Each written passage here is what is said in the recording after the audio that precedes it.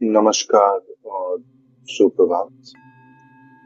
हमारा जो पिछला व्लॉग था, उसमें हमने जाना कि कैसे राजा दशरथ के गुजरने के बाद राजकुमार भरत को वापस बुलाया जाता है और राजकुमार भरत वापस आते हैं और जानते हैं कि भाई मेरे पिता की जो है मृत्यु हो गई है राजा दशरथ की। और उन्हें पता चलता है कि ये जो हुई अकाल जो मृत्यु हुई, इसकी वजह थी क्योंकि मेरे जो पिता थे राजा दशरथ, उन्होंने कैकई को दो वरदान दिए थे और दो में से एक वरदान में कैकई ने मांगा कि श्री राम जो है, जो सबसे बड़े भाई हैं, वो 14 साल के वनवास में जंगल चले जाएं। और दूसरा वरदान मांगा कि भरत जो है खुद एक राजा बन जाए। भरत जब लौटता है तो भरत के लौटने पे सबसे पहली चीज जो उसके मन में आती है कि ये जो चीज हुई है बहुत गलत हुई है, बहुत बुरी हुई है। और अपनी माँ को कैकई को वो बहुत गुस्से में क्रोधित होकर बताता है कि भाई माँ, ये तुमने ठीक नहीं किया। रानी कौशल्या जो श्री राम की माँ है, उनके पास जाता है, उनको बताता है कि भाई ये बहुत बुरा हुआ और ये बिल्कुल नहीं होना चाहिए था। और मेरी ऐसी कोई मंशा नहीं थी, मेरी ऐसी कोई इच्छा नहीं थी कि मैं जो है राजा बनूं और श्री राम जो है मेरे बड़े भाई जो है जंगल में चले। लेकिन अब क्योंकि कैकई ने ये वरदान मांग ही लिया है और राजा गुजर ही चुके हैं, तो बहुत जो अयोध्या के लोग रहते हैं उनके मन में बड़ी चिंता रहती है, बड़ा परेशान रहते हैं वो लोग कि चलो अब भरत वापस आ ही गया है, राजा गुजर ही गए हैं, तो क्या पता भरत ही राजा बन जाए। तो सबसे पहले जब राजा की 13वीं पूरी होती है और भरत सबको बताता है कि भाई मेरा जो है, मुझे जो लगता है सही काम जो करने का है वो है कि जंगल में जाऊं और श्री राम को वापस लेके आऊं। तो सबसे पहले जो राज्य के जो मंत्री रहते हैं अयोध्या के, वो भरत के पास जाते हैं, उसे समझाते हैं कि भाई देखिए अब राजा तो गुजर ही चुके हैं और आप जो है राजा बनने के लिए बिल्कुल आपको वचनबद्ध हैं कि राजा ने जो है कैकई को वचन दिया है कि आप जो है राजा बनेंगे। और आप यहाँ पे हैं और श्री राम ऑलरेडी जंगल जा चुके हैं, तो आप राजा बन जाइए। भरत बड़े प्यार से उनको विनम्रता से समझाते हैं कि देखिए हम इक्ष्वाकु वंश के जो है सब लोग हैं यहाँ पे। और हमने जो है हमारे वंश में हमेशा से ऐसा होता है कि बड़ा भाई ही आके जाके राजा बनता है, अन्यथा बड़े भाई में कोई कमी हो, कोई समस्या हो या कोई वो बुरा व्यक्ति हो। तो बोले श्री राम जैसा अच्छा इंसान तो कोई दुनिया में है नहीं। और वो अयोध्या का अपने लोगों का जितना ध्यान रखते हैं और सब इंश्योर करते हैं कि शांति बनी रहे, कोई समस्या ना हो, उनके रहते अगर मैं राजा बनूं तो इससे गलत बात क्या हो सकती। तो वो उनको कहते हैं कि आप लोग जाइए, तैयारी कीजिए और जो मैंने जैसे आज्ञा आपको दी थी कि आप जो है सड़क बनवाइए वहां तक जाने की जहाँ श्री राम जो है जंगल में रह रहे हैं। और हम अपनी सेना को लेके और जो सब हमारे ब्राह्मण हैं और जो इम्पोर्टेंट लोग हैं उनको लेके जाएंगे और श्री राम को मनाएंगे कि आप जो है वापस आ जाइए, पिताजी तो गुजर गए हैं और आप जो है राज्य को संभालिए। तो भरत उनको ये भी बताते हैं कि देखिए अगर श्री राम नहीं मानेंगे तो मैं भी जंगल में ही रहूंगा, मैं भी जंगल में ही चला जाऊंगा उनके साथ। मेरा इस राज्य में रहने का कोई मतलब नहीं है, कोई मकसद नहीं। तो लोग चले जाते हैं, तैयारियां शुरू की जाती हैं कि भाई रास्ता बनाया जाए जहाँ पे सब जा सकें। और बड़ा जो है एक रास्ता होता है, जो उनकी पूरी सारी सेना है उसको बुलाया जाता है, जो बड़े इंपॉर्टेंट लोग हैं उनको इकट्ठा किया जाता है, ब्राह्मणों को इकट्ठा किया जाता है। तो अगली सुबह जैसे होती है जाने की, ये लोग तैयारी कर रहे हैं, भरत और शत्रुघ्न जो है इंतजार कर रहे हैं कि सूरज उगे तो हम निकले। तो सूरज उगने से जस्ट पहले जो ऋषि वशिष्ठ हैं, राज ऋषि हैं जो अयोध्या के, वो आते हैं और भरत और शत्रुघ्न के साथ एक बार बैठते हैं, फिर से उनको प्यार से समझाते हैं कि देखो भरत, तुम जो हो यहाँ पर हो और राजा बनने के बिल्कुल काबिल हो। राजा ने जो दशरथ राजा थे, उन्होंने वचन भी दिया था। तो अब जो है तुम राज्य को संभालो। तुम इसमें ये क्यों कह रहे हो कि इतना बड़ा हम काम करके सड़क बना के जाएं, बोले इतना इसमें राज्य का जो है पैसा लगेगा, जो लोग लगेंगे और जो सब चीजें होंगी, और अयोध्या से भी इतनी जो सेना है जो जाएगी, ये तुम क्यों करना चाहते हो इतना बड़ा मेहनत का काम, तुम सीधा सीधा राज्य को संभालो। और श्री राम जो है जंगल में जा ही चुके हैं, उनको जाने दो। तो कहीं वशिष्ठ जी के मन में भी ये बात रहती है कि भरत जो है किसी गलत मंशा से तो नहीं जा रहा है जंगल, रहे यहाँ पे राजा बने, वो जंगल में क्यों जाना चाह रहा है। तो भरत उनको भी बड़े प्यार से समझाता है कि देखिए ऋषि जी, ये बिल्कुल गलत हो जाएगा, अधर्म हो जाएगा। अगर बड़े भाई के जीवित रहे तो मैं जो है राजा बन जाऊं, और मुझे जो है अपने धर्म का पालन करना है जैसे बड़े भाई ने अपने धर्म का पालन किया। पिता ने वचन दिया था कि वो 14 साल के वनवास पे जाएंगे, और उन्होंने एक मिनट का जो है संकोच नहीं किया और वो निकल गए। और अब पिताजी जब गुजर गए हैं और बड़े भाई जिंदा हैं और उनको राजा बनना है, और उनके सीते जी उनके रहते अगर मैं अब राजगद्दी पे बैठ जाऊंगा तो ये बड़े गलत बात है, बड़ी अधर्म की बात है। तो मेरा जो है वहां जाना बड़ा जरूरी है कि श्री राम जो है वापस आए, लौटे और राजा बने और अयोध्या को संभाले, और मैं उनकी पूरी मदद करूंगा अगर वो मेरी मदद चाहेंगे। अगर वो नहीं चाहेंगे तो मैं जंगल में चला जाऊंगा, और अगर वो नहीं लौटेंगे तो भी मैं जंगल में चला जाऊंगा, क्योंकि मेरा यहाँ रहने का कोई मतलब नहीं है, बड़े भाई अभी जिंदा है। तो वशिष्ठ जी भी समझते हैं कि चलो ठीक है, भरत हमेशा सच बोलता है, भरत के मन की जो बात है बड़ी अच्छी बात है, बड़ी पॉजिटिव बात है, और इसको साथ देते हैं। तो जैसे ही सूरज उगता है, ये सारे लोग जो है अपना निकलते हैं अयोध्या से बाहर, और पूरी जो इनकी सेना है उसमें कई हाथी घोड़े हैं, कई शिल्पकार, कई लोग ये बैलगाड़ी चलाते हैं, और बहुत सारे अयोध्या के जो लोग हैं वो भी चल पड़ते हैं कि भाई श्री राम जो है हमारे राजा हैं, उनको लेने हम चलेंगे। और बड़े सारे ब्राह्मण, बड़े सारे इम्पोर्टेंट लीडर हैं, इवन तीनों रानियां हैं, सब चल पड़ते हैं कि भाई श्री राम को जो लेने हम चलेंगे। तो जैसे ही ये सेना धीरे धीरे करके आगे बढ़ती है और शाम होती है, तब तक ये गंगा के किनारे पहुंची। जैसे इतनी बड़ी सेना आती है तो गंगा के किनारे जो मछुआरों का गांव था, जिसकी हमने पहले भी बात की है, जिसका राजा गुहा रहता है, उसको सुनने में आता है कि भाई ऐसे ऐसे भरत जो है अयोध्या के राजकुमार, जिनको राजा बनना था, वो आए हैं यहाँ गंगा के किनारे और पार करके श्री राम के पास जाएंगे। तो गुहा के मन में भी वही ख्याल आता है सबसे पहले, यार भरत के मन में कुछ ऐसी चीज तो नहीं कि वहां जाके वो श्री राम को मार दे, कि परमानेंटली जो है राज्य उसका हो जाए और श्री राम को उसको देखना ना पड़े, लोगों के मन में कोई संकोच ना रहे, एक बार श्री राम खत्म हो जाएंगे तो फिर वो आराम से राज्य करेगा। ऐसी कोई गलत विचार तो नहीं है उसके मन में। तो हालांकि उसके पास कोई सेना नहीं रहती, उसके पास सिर्फ मछुआरे रहते हैं। तो उसके जो 500 मछुआरे रहते हैं उनको वो कहता है कि तुम अपने अपनी जो है नाव पे संभालो, और मैं जाके राजा भरत से बात करता हूँ, उनसे मिलता हूँ और देखता हूँ कि उनके मन में क्या है। और अगर श्री राम को, मेरे मित्र को, वो हानि पहुंचाना चाहेंगे, सॉरी, क्षति पहुंचाना चाहेंगे, तो हम जो है उनको ये गंगा नदी पार नहीं करने देंगे, हम जो है उनको यहीं रोक लेंगे। तो गुहा जाता है, और जैसे ही गुहा ये सेना के पास पहुंचता है तो अनंत भरत जी को बताया जाता है कि ऐसे एक गुहा है, ये मछुआरों का जो गांव है उसका सरपंच है, और बताता है कि श्री राम का ये बड़ा मित्र है, तो ये आपसे मिलने के लिए आया है। तो सुमंत्रा जो होता है, जिसने रथ चलाया होता है, श्री राम को लेके आया होता है, तो वही सभा में रहता है। तो भरत को बताता है कि हाँ सर, ये एक गुहा ही है, ये श्री राम का बड़ा मित्र है, और श्री राम, सीता और लक्ष्मण जब यहाँ आए थे गंगा के किनारे, तो इसने जो है यहाँ पे उनको शरण दी थी और बड़ा उनका ध्यान रखा था रात भर।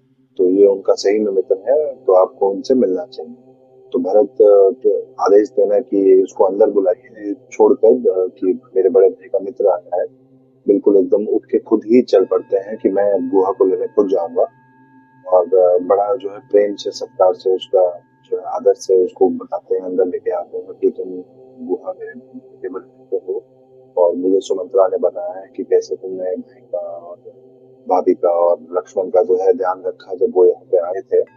तो तुम आओ और मुझे बताओ कि मेरे जो बड़े भाई हैं श्री राम कहाँ हैं, और मैं वो काशी जा रहा हूँ, और कैसे जा सकता हूँ, एक गंगा का इतना बहाव है, इतनी गहरी गंगा है, इसको कैसे पार कर सकता हूँ, मुझे बताओ।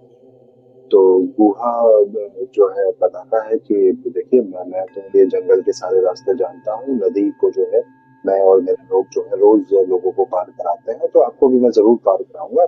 लेकिन बड़े आदर से रिक्वेस्ट से पूछता है कि मुझे भरत जी एक बात बताइए कि आप श्री राम के पास क्यों जाना चाहते हैं। क्या आपके मन में कोई गलत भाव है कि आप वहां जाके श्री राम को मारना चाहते हैं कि श्री राम मर जाएंगे तो आप जो है राज्य को हमेशा हमेशा के लिए चला सकेंगे। ऐसा कुछ आपके मन में गलत विचार है?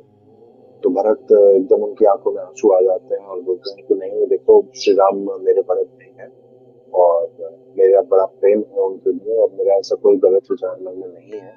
मैं जाना चाहता हूँ ताकि मैं श्री राम को जो है वापस लेके आ सकूं और उनको राजा जो है बना सकूं। बड़े भाई के जीवित रहते मैं राजा बनूं, ये बिल्कुल ठीक नहीं है। उन्हीं को ही राजा बनना चाहिए।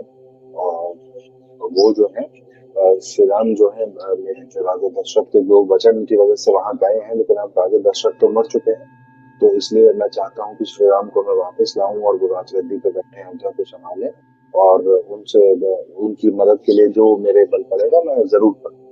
तो सब लोग जो सभा में रहते हैं, ऋषि वशिष्ठ भी रहते हैं, बताते हैं कि हाँ गुहा, ये भरत जो है सही कह रहा है। भरत के मन में ऐसा कोई गलत विचार नहीं है। भरत हमेशा सच बोलता है, तुम जो है इसकी बात मानो। तो गुहा जो है बिल्कुल की बात मानता है और कहता है कि भरत जी, आपकी बातों से मेरा एकदम दिल भरा है। मुझे बड़ा अच्छा लगा है कि आपने जो है छोटी सी जो चीज थी, जो राज्य था, उसको हड़पने के लिए अपने बड़े भाई का जो प्रेम है उसको छोड़ा नहीं है। बड़े भाई का प्रेम तो लोगों को लेके जाता है स्वर्ग तक। और जो लोगों के मन में नीच जो विचार आते हैं, जो बुरी चीजें आती हैं, और जो लोग छोटी चीजों के लिए अपने भाइयों को छोड़ देते हैं, उनको जो है मोक्ष जो है, स्वर्ग जो है कभी प्राप्त नहीं होता है। तो ये आपने बड़ा अच्छा एक संकल्प उठाया है, और मैं आपकी पूरी मदद करूंगा। आज जो है शाम हो गई है, गंगा का बहाव बड़ा तेज है। सुबह जो है बहाव थोड़ा कम हो, तो मैं अपने जितने भी मेरे मछुआरे हैं उनकी जितने भी नाव हैं, 500 नाव है मेरे पास, उसमें मैं आपके लोगों को, आपकी सेना को, सबको गंगा जो है पार कराऊंगा। आप जो है चिंता मत करिए। और मैं जो है आपके, तो भरत बिल्कुल उसको गले लगा लेता हूँ, बोलता हूँ बहुत धन्यवाद हुआ तुम्हारा, तुम हमें वहां तक लेके जाओ जहाँ श्री राम है। और सुबह हम लोग साथ चलेंगे। और अभी अगर तुम्हारे अंदर ऊर्जा है, तुम अगर रात भर थोड़ा जाग सकते हो, तो मेरे साथ बैठो और मुझे बताओ कि भैया यहाँ आए तो श्री राम यहाँ आए तो क्या क्या हुआ, कैसे कैसे हुआ। तो मैं थोड़ा जानना चाहता हूँ। तो वो लोग सब बैठते हैं, सभा भी पूरी बैठती है, कोई जाता नहीं है वहां से। और बुआ जो है बताता है कि देखिए, सुमंत्रा के साथ तीनों जो है तो श्री राम, लक्ष्मण और सीता यहाँ आए थे।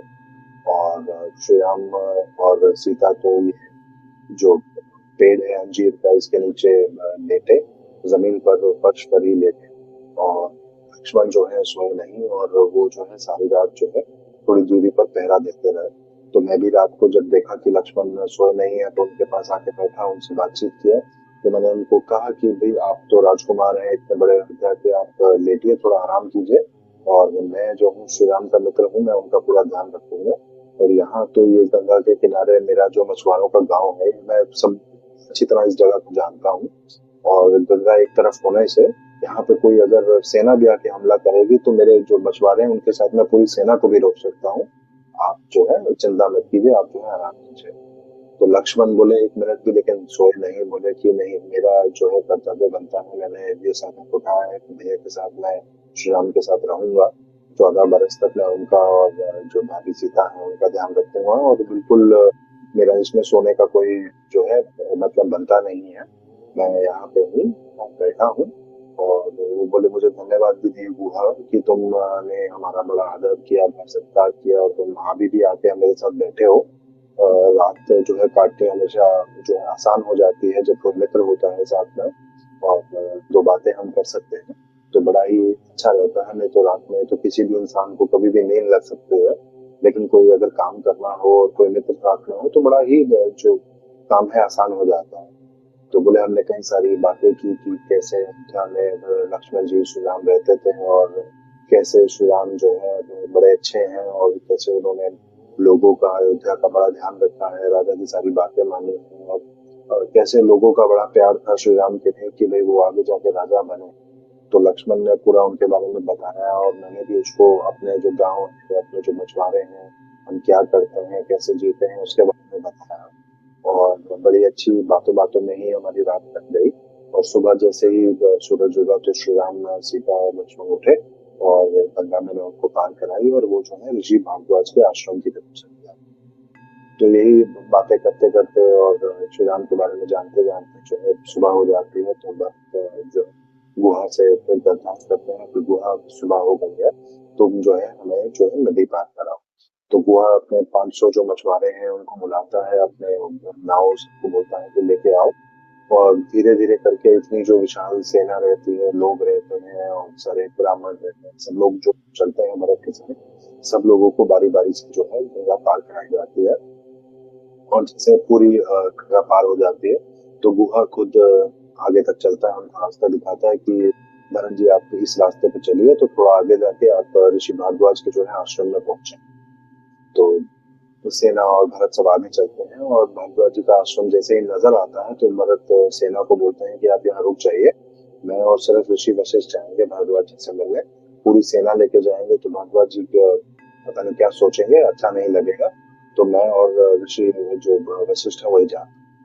तो ऋषि वशिष्ठ और भरत जैसे जाते हैं भारद्वाज जी के आश्रम में, अंदर पहुंचते हैं, भारद्वाज जी को नमन करते हैं, उनसे आशीर्वाद लेते हैं। तो बैठते हैं कि भारद्वाज जी हम आए हैं श्री राम के पास जाने, और हमें जो है बुआ ने बताया कि श्री राम आपके पास यहाँ पे रुके थे और आपने उनको आशीर्वाद दिया था, तो आप जो है बताइए कि श्री राम कहाँ है, और जो है मैं वहां जाना चाहता हूँ।